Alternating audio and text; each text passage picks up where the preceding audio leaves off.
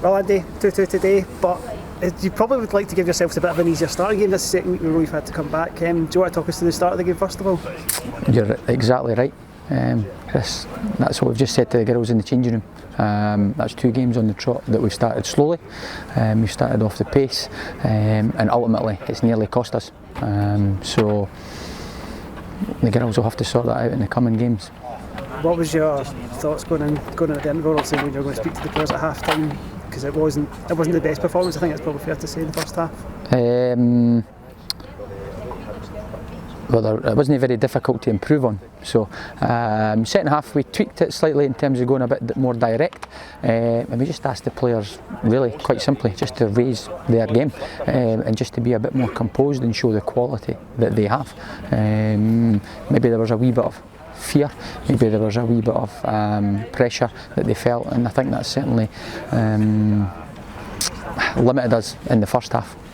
But second half, I'm really proud of them for what they did in terms of coming out, raising their game, and ultimately getting a point from the game. Yeah, obviously that conversation you would have had to have a half time with them, that must have felt a lot better when you can score that game so quickly after the interval. Danny getting. Oh, you're hoping whatever you do at half time and maybe inspires the girls to go on and improve. I didn't envisage it would be that quickly, but obviously it did, so you get a massive lift for that. But I think the fact that we then went behind again and then came back, I think that shows a great deal of character, a la last week against Glasgow Girls. But ultimately we're not going to be able to gain our objective if we keep coming away for games just gaining points because we've managed to dig in the second half. That's not going to be good enough, so we have to learn. We didn't learn from last week, so we need to make sure that it doesn't become 3 games on the trot.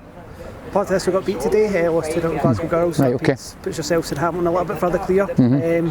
What's your thoughts in terms of the rest of the season? Obviously games are not running out, but there's going to become more and more important games as the season progresses. I don't think the gap's insurmountable for a couple of the bodies behind us, so I don't think it's just ourselves in Hamilton. I think there are still 1 or 2 teams still in the hunt, but at the minute we're level and we just have to go and try and win the next game. That's all we can do, and we'll see what happens round about us.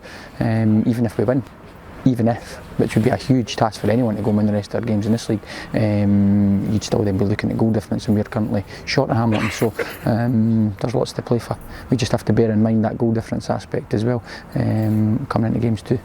From a spectator perspective today, that second half was a really entertaining 45 minutes. Great advert for SWPL too, I thought, in that second half. Second half basketball stuff, end to end, could have went either way. Chances for both teams. A mixture of poor finishing and good goalkeeping. It was a bit more open than I would have liked, but when you're coming into the second half 1-0 down, you have to obviously let the reins go a wee bit, and we did that, and I just decided just to let it flow and ultimately see what happened. And I thought we were going to nick it at the end. I think if we had, it maybe would have been a wee bit unfair on Hamilton because they had chances too. So I think overall, given our start and then to go behind twice, I think we're not happy to walk away with a point, but I think we'll take it. Just one last question, you dropped Murray Cunningham as a signing on us this morning.